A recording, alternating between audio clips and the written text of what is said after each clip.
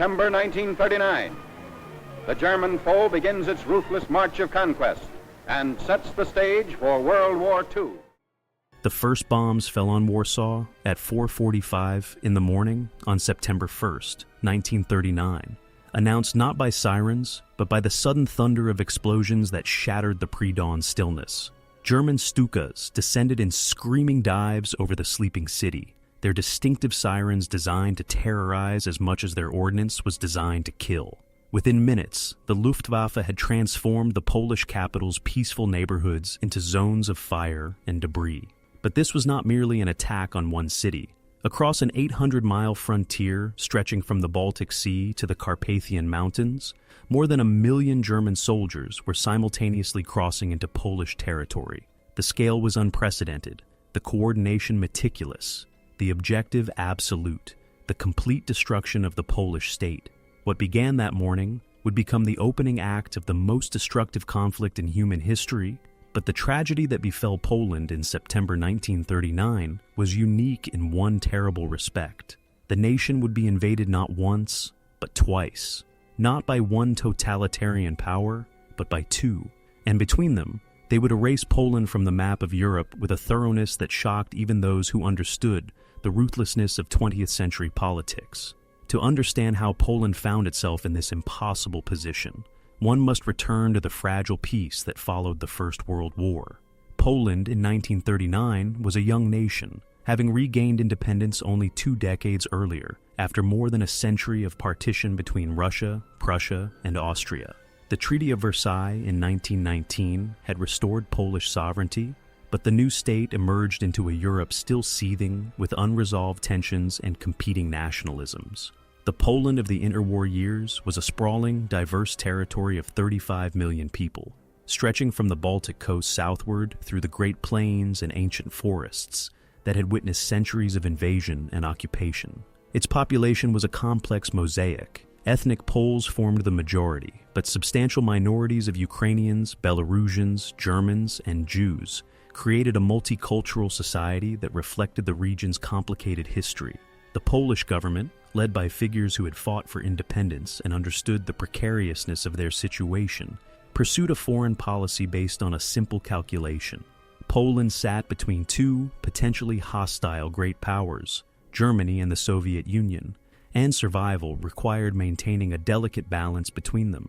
This balancing act became increasingly difficult as the 1930s progressed and the European order established after the Great War began to disintegrate. In Germany, Adolf Hitler's rise to power in 1933 brought to prominence a regime explicitly committed to overturning the Versailles settlement. Hitler made no secret of his contempt for the treaty that had stripped Germany of territory and imposed what many Germans considered humiliating terms. He particularly despised the Polish corridor, a strip of land that gave Poland access to the Baltic Sea, but separated East Prussia from the rest of Germany. In his writings and speeches, Hitler articulated a vision of Lebensraum, living space for the German people to be carved from the territories to the east. Poland, in this conception, was not a legitimate nation, but an artificial construct occupying German land. To the east, Joseph Stalin's Soviet Union presented an equally ominous threat. The Bolshevik government had never fully accepted Poland's independence and regarded the Polish-Soviet border, established after the Polish-Soviet War of 1920, as a temporary setback to be rectified when circumstances allowed. Throughout the 1930s, Poland watched nervously as these two authoritarian states grew stronger, while the Western democracies, Britain and France, seemed increasingly unwilling to enforce the post-war settlement. The year 1938 marked a turning point in European affairs that would seal Poland's fate. In March, Germany annexed Austria in the Anschluss, absorbing the entire country without firing a shot. Britain and France protested but did nothing. In September, at the Munich conference, the Western powers agreed to Hitler's demands for the Sudetenland, forcing Czechoslovakia to surrender its border regions and its formidable fortifications. British Prime Minister Neville Chamberlain returned to London proclaiming he had achieved peace for our time. But the Munich Agreement accomplished something quite different. It demonstrated to Hitler that the democracies would not fight to maintain the European order, and it taught Stalin that the West could not be relied upon to resist German expansion. For Poland, sandwiched between these two predators, the lessons of 1938 were terrifying. When the Germans occupied what remained of Czechoslovakia in March 1939, in violation of the Munich Agreement, the fiction that Hitler could be appeased finally collapsed.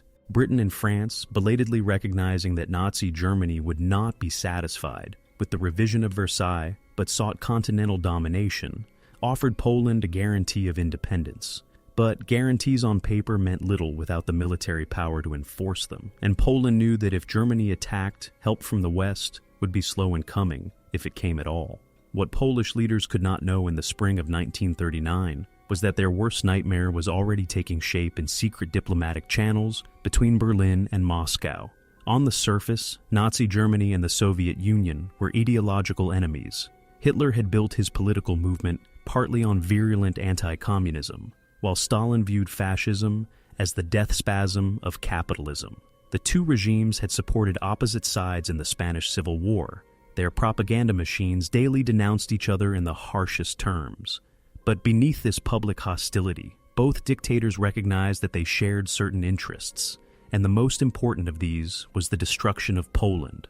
In the spring and summer of 1939, while Britain and France conducted desultory negotiations with Moscow for an anti-German alliance, the Soviets were simultaneously engaged in far more serious discussions with the Nazis.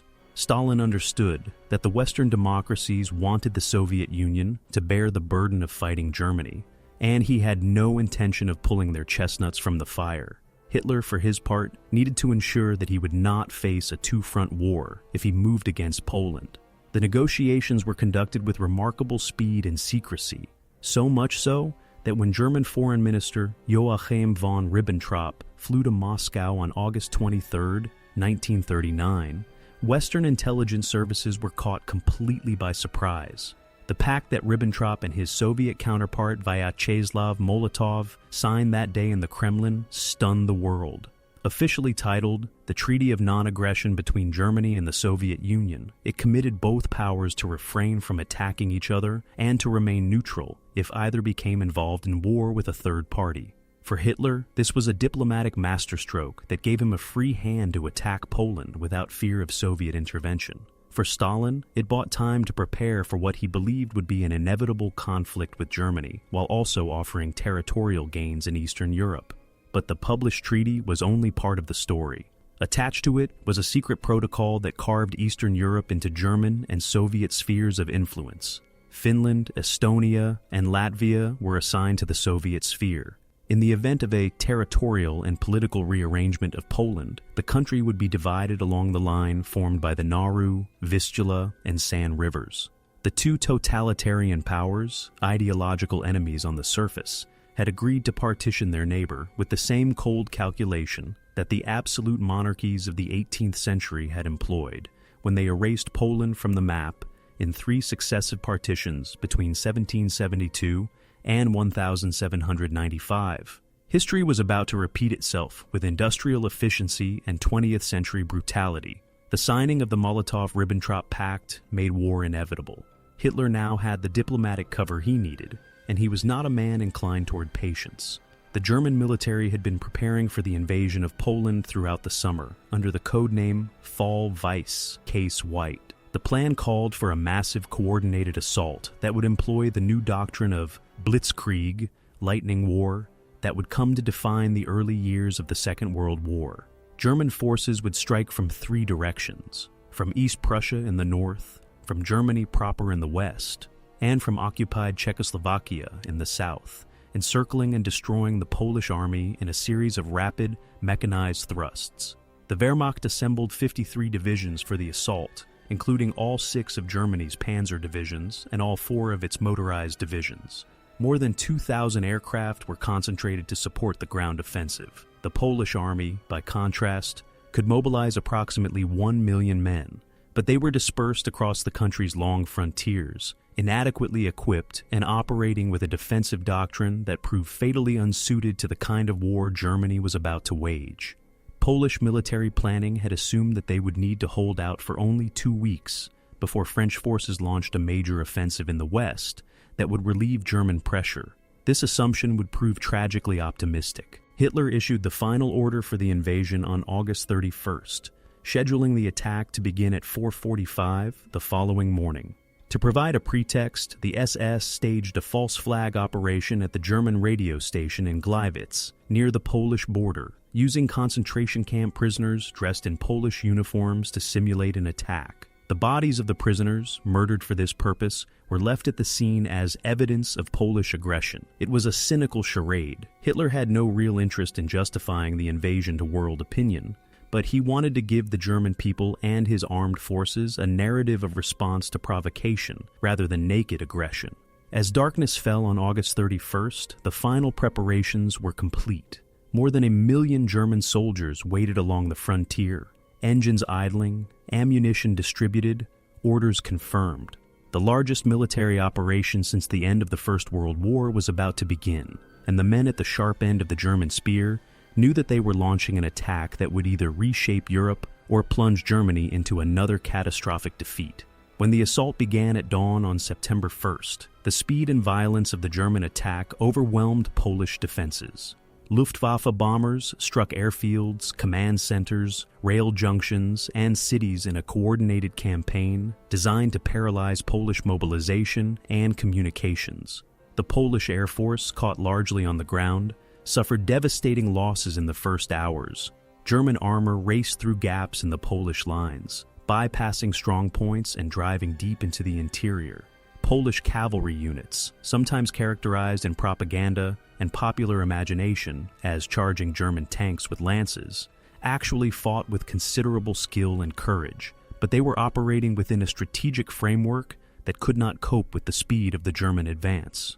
Within 48 hours, German forces had penetrated 50 miles into Polish territory in multiple sectors. Polish commanders struggled to maintain coherent defensive lines as German mechanized columns cut through their positions, disrupting communications and isolating units. The Luftwaffe maintained air superiority, striking Polish troops attempting to redeploy and bombing cities to create panic and confusion. Warsaw itself came under bombardment, and thousands of civilians began fleeing eastward, clogging roads and further hampering Polish military movements. The Polish government, recognizing the catastrophic situation developing on all fronts, appealed desperately to Britain and France to fulfill their guarantees. On September 3rd, both countries declared war on Germany, but this declaration meant little in practical terms for Poland. The French army, despite its numerical superiority over the German forces left in the west, launched only limited probing attacks into the Saarland before halting. British forces had virtually no presence on the continent. The Western Allies had no plan for providing immediate military assistance to Poland, and were psychologically and militarily unprepared for offensive operations. The guarantee they had given Poland in March assumed that the threat of a two-front war would deter Hitler. Once that deterrence failed, they had no mechanism for actually defending their ally. Polish forces were fighting alone, and they knew it. Yet they continued to resist with a tenacity that surprised the German command. In battles at Mława, Mokra, and the Bzura River, Polish units inflicted significant casualties on German formations and in some cases launched successful counterattacks. But these tactical victories could not alter the strategic reality. The German invasion was proceeding according to plan, and the encirclement of Polish forces was tightening with each passing day. As Polish forces reeled under the German onslaught, the government faced an agonizing decision about whether to remain in Warsaw or evacuate to continue the fight. On September 6th, the government and military high command left the capital for southeastern Poland, closer to the Romanian border. This decision, while militarily rational, given that Warsaw was threatened with encirclement, had profound psychological effects. Many Poles interpreted the evacuation as abandonment, and German propaganda exploited it ruthlessly. In Warsaw, the city's commander, General Walerian Zuma, prepared the civilian population for siege, organizing workers' brigades to construct barricades and defensive positions.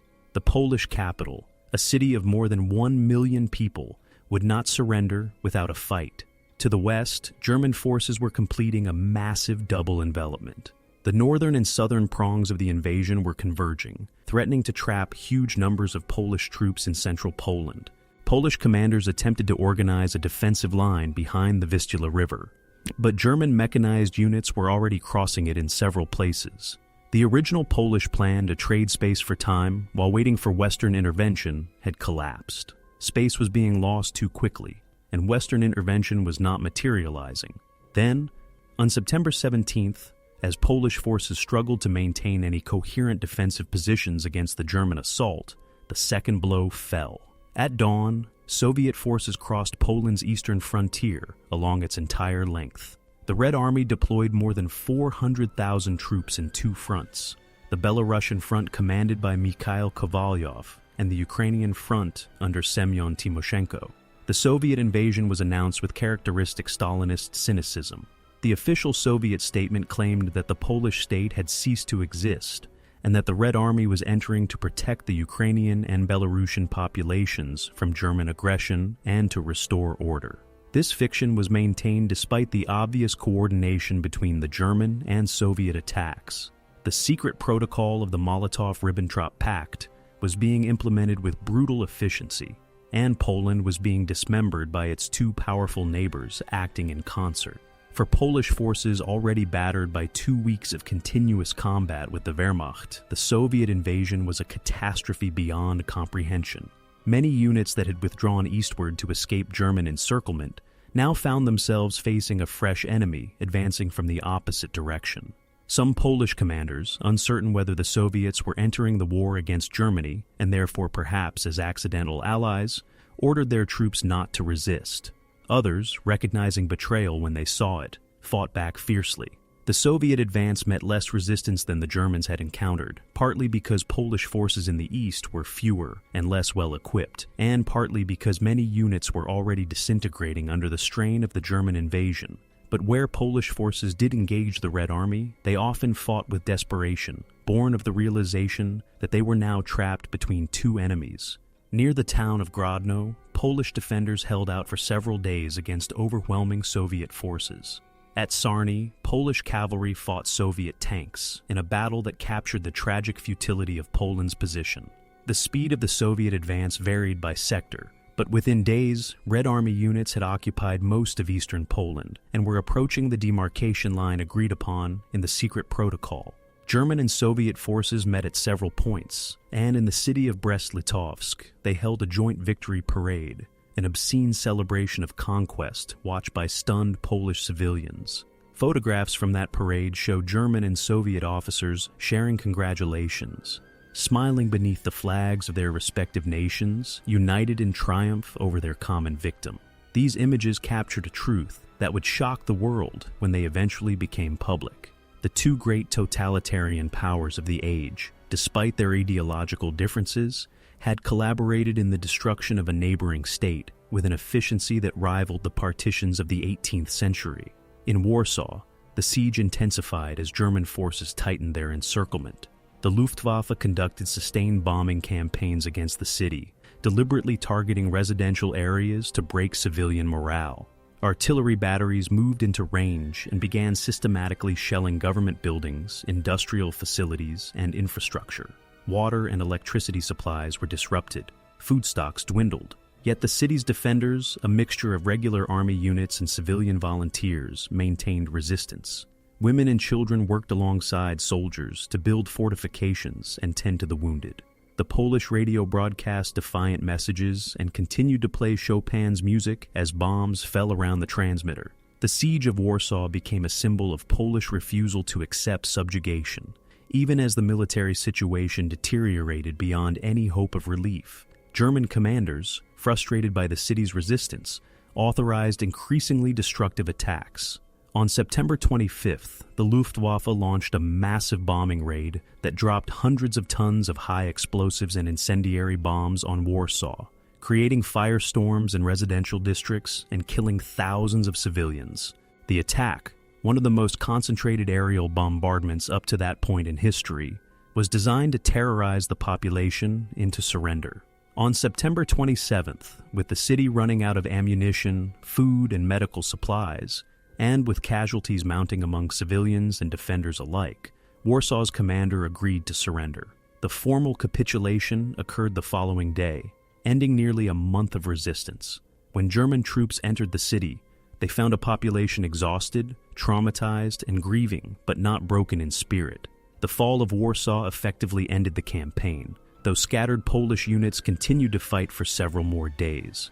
In the south, the fortress of Modlin held out until September 29th. The last significant Polish force, the Independent Operational Group Policji, fought until October 6th before surrendering to Soviet forces. By mid-October, all organized resistance had ceased. Poland, as a sovereign state, had ceased to exist. The campaign had lasted just over a month, but in that brief time, the German Wehrmacht had demonstrated a new form of warfare that would revolutionize military thinking. The coordination of armor, infantry, artillery, and air power in rapid, deep penetrations had achieved what 4 years of static warfare in World War I had failed to accomplish: the complete and rapid defeat of a major European army. The human cost of the September campaign was staggering.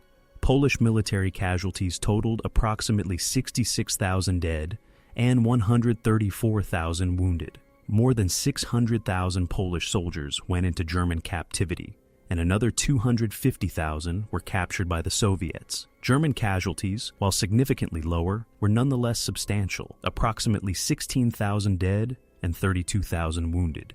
Figures that surprised many in the German high command, who had expected the campaign to be less costly. Civilian casualties were harder to quantify, but ran into the tens of thousands, killed in bombing raids, artillery bombardments, and executions.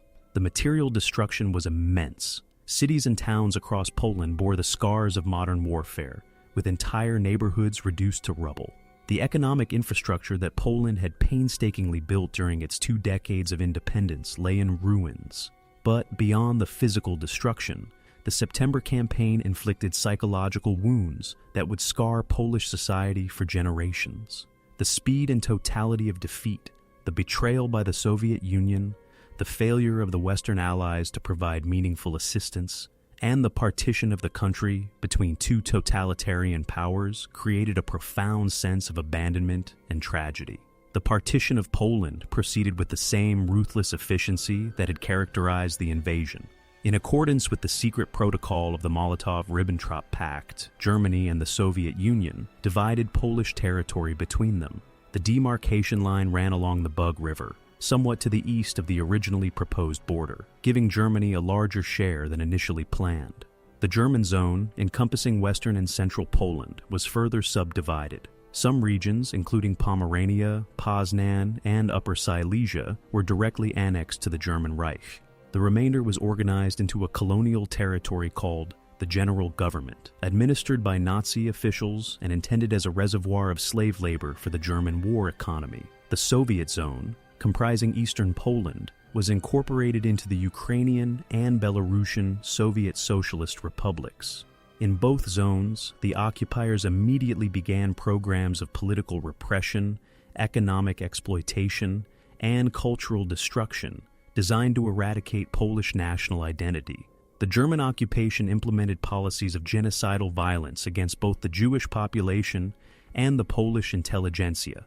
The Soviet occupation conducted mass deportations of Poles to the Gulag and executed thousands of Polish officers and intellectuals in what would become known as the Cotton Massacre. The diplomatic aftermath of the invasion revealed the bankruptcy of the European security system. Britain and France, having declared war on Germany on September 3rd, did not declare war on the Soviet Union, despite the Soviet invasion of their ally. The reasons were complex, partly a desire not to push the Soviets further into collaboration with Germany, partly a recognition of military realities that made war with the Soviet Union impractical, and partly a failure to fully grasp the implications of Soviet-German cooperation. Stalin, for his part, appeared satisfied with the arrangement. He had regained territories lost in the Polish-Soviet War of 1920, created a buffer zone between the Soviet Union and Germany, and done so at minimal cost. Hitler had achieved his immediate objective of destroying Poland and had demonstrated Germany's military prowess to the world. But the Molotov-Ribbentrop Pact, which both dictators viewed as a triumph of realpolitik, contained the seeds of its own destruction. The arrangement was purely tactical, not strategic. Neither Hitler nor Stalin trusted the other or believed the pact represented a permanent settlement. Each was using the pact to buy time and position himself for the inevitable confrontation. That confrontation would come less than 2 years later when Germany invaded the Soviet Union in June 1941, launching the most destructive theater of the Second World War. For Poland, September 1939 marked the beginning of an occupation that would last nearly 6 years and result in the deaths of approximately 6 million Polish citizens, roughly 17% of the pre-war population. The country would emerge from the war with its borders shifted westward, its Jewish population almost entirely annihilated, its cities in ruins, and its political independence compromised by Soviet domination. The Polish government in exile, established in London, would spend the war years trying to maintain the fiction of Polish sovereignty while watching helplessly as their country was devastated. Polish armed forces, reorganized in exile, would fight with distinction on every major front of the war, from the Battle of Britain to the Italian campaign to the liberation of France, earning recognition as among the finest fighting forces of the conflict. Polish intelligence officers would provide crucial assistance to the Allied war effort, including delivering vital information about German code machines and V-2 rockets. Polish resistance movements, both the Home Army loyal to the London government and various communist partisans, would wage an underground war against the occupiers that tied down German forces and provided intelligence to the Allies. Yet none of these contributions would secure for Poland the independence and territorial integrity for which Poles had fought and died. At the Yalta Conference in February 1945, Roosevelt, Churchill, and Stalin would effectively consign Poland to the Soviet sphere of influence, a betrayal that many Poles saw as the final, bitter continuation of the September 1939 catastrophe. The German-Soviet invasion of Poland demonstrated several truths about the nature of power and international relations that would shape the remainder of the 20th century. It showed that agreements between states, no matter how solemn, are meaningless without the will and capability to enforce them. Britain and France had guaranteed Polish independence, but when the moment came, they lacked both the military means and the political will to make good on their promises. It revealed that ideology, while important in shaping the rhetoric and internal policies of states, could be subordinated to power politics when circumstances demanded. Nazi Germany and the Soviet Union, supposedly locked in irreconcilable ideological conflict, proved perfectly capable of cooperation when both saw advantage in destroying a common neighbor. It demonstrated that the League of Nations and the system of collective security it represented had failed completely. The international order established after World War I had been designed precisely to prevent this kind of aggression, yet it collapsed when confronted with determined revisionist powers willing to use force. Most importantly, the invasion proved that totalitarian regimes operating without moral constraints and willing to use violence as an instrument of policy could achieve objectives that democratic states found difficult to counter. The speed and efficiency with which Poland was conquered, occupied, and partitioned shocked observers who had assumed that the brutalities of the First World War had taught Europe's nations the futility of military aggression. The invasion also marked the true beginning of the Second World War, not merely as a technical matter of dates, but as a fundamental shift in the character of modern conflict. The September campaign introduced the world to Blitzkrieg tactics that would dominate the early years of the war. It demonstrated the decisive advantage that mobility, coordination, and surprise could provide to an aggressor. It showed that modern warfare could be conducted with a speed that made traditional concepts of mobilization and defense obsolete. The Polish campaign became a laboratory in which the Wehrmacht tested and refined the operational methods it would employ against France, the Low Countries, and later the Soviet Union. The Luftwaffe's tactics of achieving air superiority through surprise attacks on enemy air forces, followed by systematic destruction of communications and transportation networks and close support of ground forces, became the template for air operations throughout the war. The use of armored formations and deep, rapid penetrations that bypassed enemy strongpoints and disrupted rear areas became standard German doctrine.